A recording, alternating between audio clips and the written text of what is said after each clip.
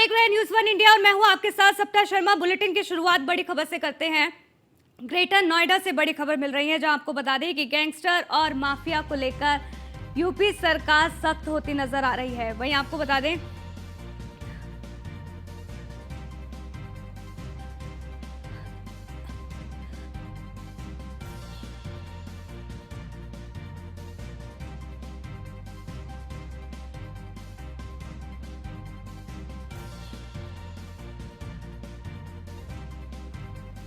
तो वहीं ग्रेटर नोएडा से बड़ी खबर मिल रही है, जहां गैंगस्टर और माफिया को लेकर यूपी सरकार अब पूरी तरीके से सख्त है। सख्ती के बाद भी गैंगस्टर और माफियाओं में डर खत्म नहीं हो रहा है। माफियाओं ने शमशान और मरघट की जमीन पर कब्जा कर लिया है। जानकारी मिल रही है दिल्ली से सटे हाईटेक सिटी ग्रेटर नोएडा में माफियाओं के हौसले बुलंद होते नजर आ रहे हैं। ग्रेटर नोएडा के शाहबेरी गांव के निवासियों का यह आरोप है कि गैंगस्टर और माफियाओं ने शमशान की भूमि पर कब्जा कर लिया है। ये स्थानीयों का आरोप है।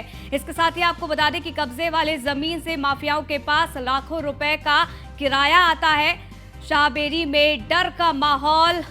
दाह संस्कार के लिए ग्रामीणों के पास शमशान की भूमि ही नहीं है, ये स्थानीय लोगों का साफ तौर पर आरोप। शाहबेरी में वहीं अगर हम बात करें तो योगी बाबा लगातार गैंगस्टर माफियाओं पे अपना हंटर चलाते हुए नजर आ रहे हैं। लेकिन अगर हम बात करें तो लगातार शाहबेरी जो है काफ़ी सुर्खियों में रहता है, क्योंकि पिछले साल कई बीत चुके हैं जहां पर शाहबेरी में बिल्डिंग गिरी थी और वहां पर अवैध निर्माण बंद था। लेकिन उसमें बहुत सारे ऐसे गैंगस्टर माफिया पाए गए थे जो आज भी शाहबेरी में होर्डिंग लगाकर अपना दबदबा यहाँ के निवासियों पर बनाते हुए नजर आते हैं। आप तस्वीरों में देख रहे होंगे तो बहुत सारी जनता हमारे पीछे है, जहां पर इन लोगों का आरोप है कि शाहबेरी में ऐसे गैंगस्टर माफिया हैं जो यहाँ पर शमशान की भूमि है उस पर कब्जा किया हुआ है, और जो लोग हैं वो यहाँ पर जो है दाह संस्कार नहीं कर पाते हैं। गरीब तबके के लोग भी यहाँ पर रहते हैं जिनके पास संस्कार करने के लिए पैसे भी नहीं है। ये लोग आरोप लगा रहे हैं कि यहाँ के गैंगस्टर माफिया जो सड़कों पर होर्डिंग लगी हुई है उन्होंने इन जमीनों पर कब्जा कर रखा है। आइए इन्हीं से जानते हैं कि आखिर क्या पूरा मामला है और क्या कुछ इसकी डिटेल इनके बारे में है। यहाँ कुछ भूमाफियाओं ने इसे कब्जा कर लिया। पहले कोई ध्यान नहीं रखता था, फिर यहाँ फ्लैट कल्चर बढ़ी, लोग आकर बढ़े। लेकिन यहाँ बड़े निम्न मध्यम वर्ग के लोग आए, क्योंकि छोटा छोटा मकान लिया। और जब कोई किसी के घर में मौत हो जाती है तो वो या तो हिंडन की तरफ भागना पड़ता है, ब्रजघाट की तरफ भागना पड़ता है। ये ज़मीन इस तरीके से यूज की गई कि यहाँ शमशान नाम मात्र के बराबर है नहीं। कई छोटा मोटा निर्माण करा के कुछ भूमाफियाओं द्वारा कब्जा कर ली गई। और यहाँ लगातार संघर्ष करने के बावजूद ना तो प्रशासन के कान पर जूं चलती है और ना ही कोई व्यक्ति खुल के इस बात को कहता है कि भाई ये चीज़ निकलनी चाहिए। लेकिन यहाँ के लोगों की आज की तारीख में जो बहुत आबादी बढ़ी है, उसकी सबसे बड़ी ज़रूरत है कि प्रशासन की ज़मीन को चिन्हित किया जाए, उसे निकाला जाए। क्या कहेंगे आप, जिस तरीके से आरोप लगा रहे हैं, कौन लोग हैं, कौन सा वो पूरा गैंग है? क्योंकि ऐसा देखिए आरोप लग रहे हैं कि उन लोगों पर गैंगस्टर तक लगी हुई है। यहाँ पे अनीस खान नाम का एक गैंगस्टर है और अपराधी भी है, वो मुकदमे भी उस पर दुनिया भर के लगे हुए हैं। उसने यहाँ जो हमारी शमशान की जो हिंदुओं की सबसे मतलब ये कहते हैं ना अंतिम पड़ाव है, मोक्ष स्थली है, उस पर यहाँ कब्जा करके आप देख सकते हो। दिखा, मैं आपके कैमरामैन से कहना चाहूँगा, इधर दिखाइए। उस पर इसे कब्जा करके किरायादारी से यहाँ वसूल रहा है। और हम लोगों को यहाँ इतनी परेशानी होती है कि कोरोना काल में भी ऐसा हुआ कि कुछ लोग हमारे परिचित जो हमें छोड़ कर चले गए। आसपास के गांव में अगर हमने उनको मोक्ष के लिए कुछ करना चाहा तो गांव का विरोध रहा, फिर हिंडन ले गया कब्जा। हम तो चाहते हैं कि भाई हमें ये ज़मीन हमें मिल जाए या शमशान हमें मिल जाए, यहाँ मिल जाए, कहीं मिल जाए। बाकी हम ऐसा कुछ भी नहीं है कि हमें किसी से कोई हमारी जाति दुश्मनी है, व्यक्तिगत हमारा किसी से कोई द्वेष है। और जो ताकतवर जो लोकल हैं, एक तरीके से जो गुंडे यहाँ पे हैं, उनके डर की वजह से ये पब्लिक भी इकट्ठी नहीं हो पाती है। और जब अंतिम यात्रा किसी की होती है तो वो इस चीज़ को लेके, मतलब जैसे माहौल घर का उस टाइम होता होगा, और उसको लेके वो अकेला ही, मतलब कभी यहाँ से हिंडन तकरीबन 10-12 किलोमीटर आप खुद भी समझ सकते हैं, और पूरा परेशान रहता है। लेकिन जो बदमाशी जिस तरीके से फैलाई हुई है, आज भी डर का माहौल जो है ना, वो डर का माहौल गुंडों ने बनाया हुआ है। हम अपनी चीज़ को कहने से डरते हैं। सर क्या कहेंगे, खुद आप एक पंडित भी हैं और लगातार देखिए जो हमारा अंतिम पड़ाव होता है तो आसपास के लोगों को बहुत दूर जो है दाह संस्कार करने के लिए जाना पड़ता है। हम लोग यहाँ पे रहना शुरू किए हैं। हमें तो ये भी नहीं मालूम था, ये तो हमें जब कोरोना काल हुआ कि अंतिम संस्कार करने की तैयारी हुई, बहुत सारे हमारे हित मित्र, पूरा का पूरा परिवार, मतलब भगवान उनकी आत्मा को शांति दे, अपने स्थान उन्हें जगह दे, ऐसी स्थिति हो गई कि हमें ये नहीं मालूम कि यहाँ पे हमारे शमशान घाट है। क्योंकि ये तो बताया जा रहा है कि क्या नाम से बारात घर है, अगर ये मालूम होता हमें तो हमें क्यों इधर उधर भटकना पड़ता और क्यों हम इधर उधर जाते हैं। ये जरूर है कि आप रोड पे निकल के जाइएगा, आपने देखा भी होगा अवैध होर्डिंग्स लगे हुए हैं। क्या प्रशासन ने मंजूरी दी हुई है? क्या अथॉरिटी ने मंजूरी दी है उनके लिए? और क्यों उसने लगाए हुए हैं? जब उस पर गैंगस्टर है, समाज से भी कैसे लिख देगा वो? शासन प्रशासन सोरा आंख मूंद रखी है उसने। क्या कहेंगे जो होर्डिंग भैया यहाँ पर लगाई है? बिल्कुल गलत है, बिल्कुल अवैध है, ये हटने चाहिए। ये थी यहाँ पर शावेरी की जनता, जहाँ पर इन लोगों का कहना है कि खसरा नंबर 116 और 17 में जो है शमशान भूमि है, बावजूद उसके यहाँ पर ये आरोप लगा रहे हैं कि अनीश खान एवं उसके परिवार ने जमीन पर जो खसरा नंबर 116 और 17 है उस पर अपना अवैध रूप से कब्जा किया हुआ है। मोटा किराया आता है, जैसे कि आप तस्वीरों में देख रहे होंगे तो यही वो खसरा नंबर 116-17 है जो ये लोग यहाँ के निवासी बता रहे हैं। इनका कहना है कि यहाँ पर निकलने तक के लिए रोड तक नहीं है, अवैध रूप से कब्जा किया गया है। अब देखना होगा कि जिस तरीके से मुख्यमंत्री योगी आदित्यनाथ लगातार गैंगस्टर माफियाओं का सफाया करते हुए नजर आ रहे हैं, यहाँ पर जनता परेशान है क्योंकि देखिए गरीब तबके के लोग अगर रहते हैं तो दाह संस्कार के लिए उनके पास पैसे तक नहीं है। अब देखना होगा कि प्राधिकरण और इसमें क्या कुछ कार्रवाई करता हुआ नजर आता है। कैमरामैन अतुल के साथ मैं प्रिया राणा, ग्रेटर नोएडा। माफिया भू माफिया आपने जो चला दिया, भू इस पर जो बिल्डिंग गिरी थी उस पर मुकदमा है जी। ठीक है। भू माफिया कोई भी आप साबित कर दे, यानी इसने कहीं एक इंच ज़मीन किसी की दबा रखी, इसमें एसडीएम बैठा, डीएम साहब बैठे हैं, जांच कर लें। जांच का विषय है। और ये मुझ पर गलत आरोप लगा रहे हैं, दूसरी पार्टी मुझ पर आरोप गलत लगा रही है। जो गाँव के कुछ आदमी हैं जो कॉलोनी काट रहे हैं उन पर तो भू माफिया लग नहीं रही। मुझे बगैर, मैं तो सिर्फ जिम चलाने वाला, जिम चलाता हूँ। तो लोग वो आरोप लगा रहे हैं कि आपने शमशान की भूमि पे कब्जा किया है, मोटा किराया वहाँ से आता है, उस पर आप क्या कहें? नहीं, मेरा कोई किराया नहीं आता, मेरे नाम कोई 1 इंच ज़मीन नहीं है, ना मैंने कोई शमशान दबा रखा। आप जांच करवा सकती है उसकी, बिल्कुल मेरे नाम कोई 1 इंच ज़मीन नहीं है सवेरी। लेकिन सर कोई भी चीज़ है अगर उस पर कब्जा है तो वो हमारे नाम पर नहीं होती, ऐसा निवासी नहीं, आप बिल्कुल कर सकते हो। किसी का तो कब्जा हो, कोई तो बोलेगा यानी इसका कब्जा, जनता बोले, आप जनता से पूछिए यानी इसका कहीं कब्जा हो। आप जांच का विषय है, आप एसडीएम है, दादरी डीएम है, आप उनसे जांच करवाइए मेरी 1 इंच भी कहीं कब्जा हो किसी। चलिए, इसी बीच आपको गोरखपुर लिए चलते हैं। सीएम योगी आदित्यनाथ की मौजूदगी है कार्यक्रम में, उनकी मौजूदगी जिसकी सीधी तस्वीर आप देखिए। यहाँ आपको बता दें कि उनका संबोधन भी थोड़ी देर में होगा और वो हर एक तस्वीर अपने आप में बेहद खास।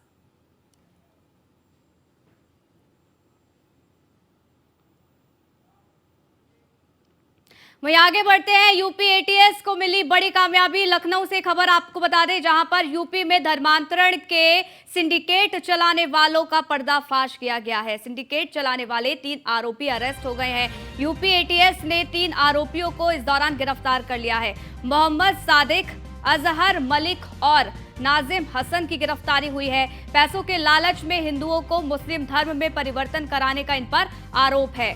यूपी एटीएस ने तीनों को सहारनपुर से गिरफ्तार किया है। ये बड़ी जानकारी निकलकर सामने आ रही है। तो यूपी एटीएस को बड़ी कामयाबी हाथ लगी है। आपको बता दें कि यहाँ पर यूपी एटीएस ने 3 आरोपियों को गिरफ्तार कर लिया है। इन 3 आरोपियों के नाम मोहम्मद सादिक, अजहर मलिक और नाजिम हसन के रूप में हुई है।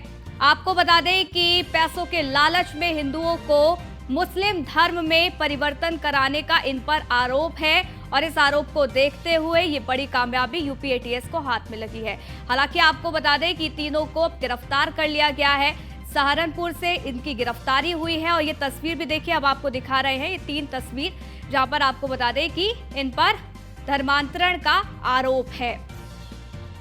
पैसे के लालच में धर्म परिवर्तन ये करा देते थे और अब इनकी गिरफ्तारी हो गई है। तो ये बड़ी कामयाबी पुलिस को हाथ लगी। एटीएस ने तीनों को सहारनपुर से गिरफ्तार किया है। ये बड़ी जानकारी निकलकर सामने आ रही है। तो लगातार इस तरीके के मामले सामने आ रहे हैं और ऐसे में बड़ी कार्रवाई भी इस दौरान की जा रही है। इसको देखते हुए यूपी पुलिस पूरी तरीके से अलर्ट है। यूपी एटीएस ने 3 आरोपियों को गिरफ्तार किया है। फोन लाइन पर एसके वाजपेयी हमारे संवाददाता जुड़ गए, चले जानकारी उनसे लेते हैं। एसके, ये 3 आरोपी कौन है, इनकी पहचान हो सकी है और कितने लंबे समय से ये इस तरीके का काम कर रहे थे?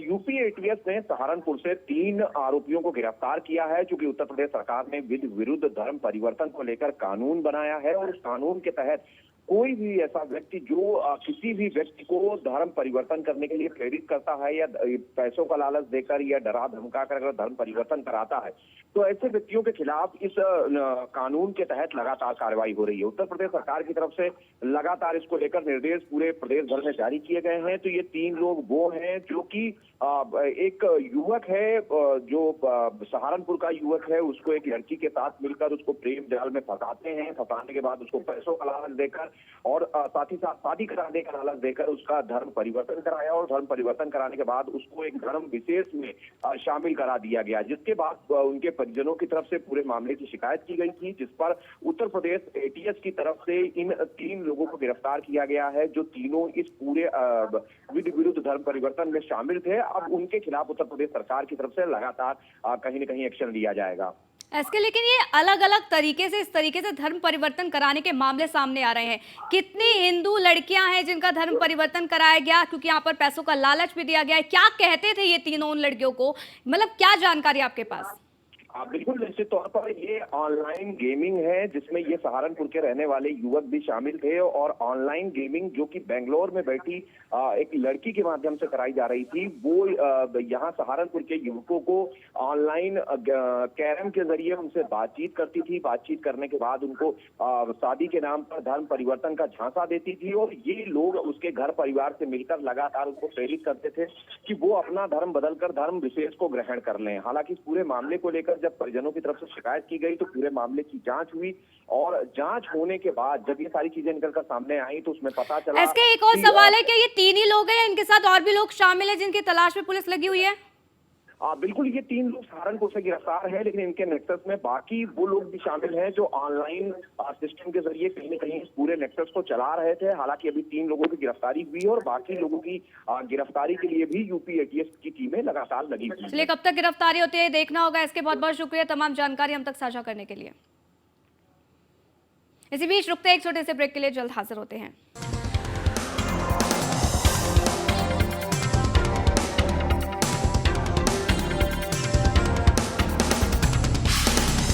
ब्रेक के बाद आपका स्वागत है। लखनऊ से आपको खबर बता दें, जहां कर्मचारी की रिश्वत लेते वीडियो वायरल हो रही है। आपको बता दें, मृत्यु सर्टिफिकेट बनाने के लिए रिश्वत मांगी गई। कमल रावत नाम के कर्मचारी ने रिश्वत मांगी है, ये जानकारी है। नगर निगम के जोन 6 का ये पूरा मामला बताया जा रहा है। हालांकि ये देखिए, वीडियो भी हम आपको लगातार दिखा रहे हैं। ये वीडियो अब जमकर वायरल भी हो रहा है। अब देखना होगा कि इस वीडियो को लेकर क्या कुछ अब इस पर कार्रवाई की जाती है। लेकिन कर्मचारी की रिश्वत लेते इस वीडियो के बाद अब कई तरीके के सवाल खड़े हो गए हैं। बताया ये जा रहा है कि मृत्यु सर्टिफिकेट बनाने के लिए रिश्वत मांगी गई है।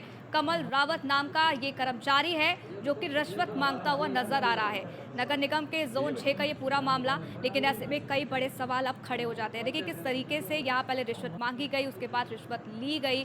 वहां मौजूद व्यक्ति ने इस वीडियो को बनाया और उसके बाद जमकर वायरल गया। देखिए किस तरीके से पैसे वो देता है और उसके बाद ये कर्मचारी पैसा ले लेता है।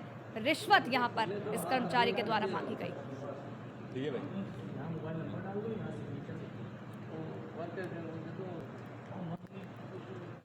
आगरा में टमाटर की महंगाई को लेकर आम आदमी पार्टी काफी परेशान है और इसका एक अनोखा प्रदर्शन आगरा में देखा गया है। आगरा में कांग्रेस कार्यकर्ता टमाटर खरीदने के लिए लोन लेन बैंक पहुंचे। आपको बता दें कि लोन लेने के लिए वो बैंक पहुंचे हैं और इस दौरान कांग्रेस कार्यकर्ताओं ने सरकार को फेल बताते हुए आगरा में टमाटर की बढ़ती कीमतों के खिलाफ विरोध प्रदर्शन भी किया। इसके साथ ही कांग्रेसियों ने बैंक जाकर टमाटर खरीदने के लिए लोन देने की मांग भी की है। कांग्रेसियों का यह कहना है कि टमाटर और अदरक पेट्रोल से भी ज्यादा महंगा हो गया है।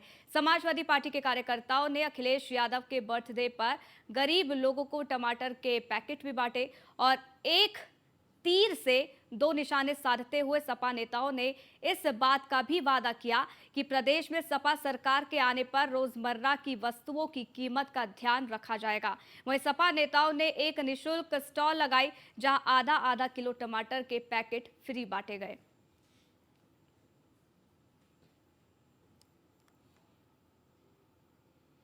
वहीं झांसी के कोतवाली क्षेत्र में छत से गिरे युवक को लोगों द्वारा पीटे जाने का वीडियो वायरल हो रहा है। यह वीडियो कोतवाली थाना क्षेत्र के बड़ा गांव गेट के बाहर का बताया जा रहा है। वहीं आपको बता दें कि वीडियो में साफ तौर पर दिखाई दे रहा है कि कुछ लोगों की भीड़ खड़ी हुई है।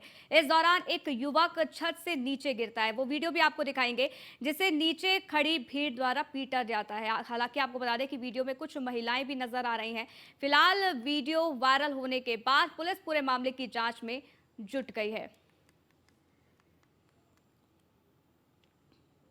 वहीं बरेली में सिपाही की वर्दी पहनकर घूम रहे प्रयागराज के शख्स ने बरादगी पुलिस से ने गिरफ्तार कर जेल भेज दिया है। बड़ी जानकारी निकलकर सामने आ रही है। आपको बता दें कि उनके पास से वर्दी के अलावा पुलिस का फर्जी पहचान पत्र भी मिला है।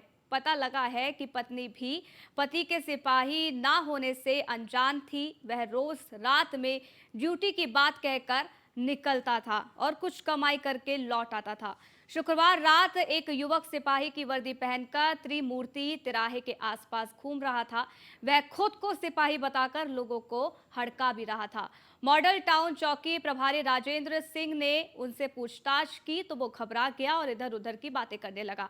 पुलिस ने सख्ती से जब उसका नाम पूछा, जब उसके बारे में पूछा तो उसने अपना नाम रोहित राठौर बताया, जो कि निवासी सुभाष चौराहा थाना सिविल लाइंस का है। आपको बता दें कि युवक ने ये बताया है कि 2020 बैच का सिपाही वो है। उसने अपना PNO नंबर बताते हुए खुद को हरदोई पुलिस लाइन में तैनात बताया। लखनऊ से खबर है, हज कमेटी के चेयरमैन मोहसिन रजा का बयान सामने आया है। मायावती के UCC के बयान पर मोहसिन रजा ने अपनी प्रतिक्रिया दी है। UCC के समर्थन में BSP प्रमुख के ट्वीट का स्वागत करता हूं, ये मोहसिन ने कहा है। तो आपको बता दें कि UCC को लेकर मायावती ने एक बयान दिया था जिसमें ये कहा था कि वो समर्थन करते हैं लेकिन सबकी सहमति जरूरी है। और इसी को देखते हुए अब आपको बता दें कि हज कमेटी के चेयरमैन मोहसिन रजा का भी बयान सामने आया है और कहा है कि UCC के समर्थन में BSP प्रमुख के ट्वीट का वो स्वागत करते हैं।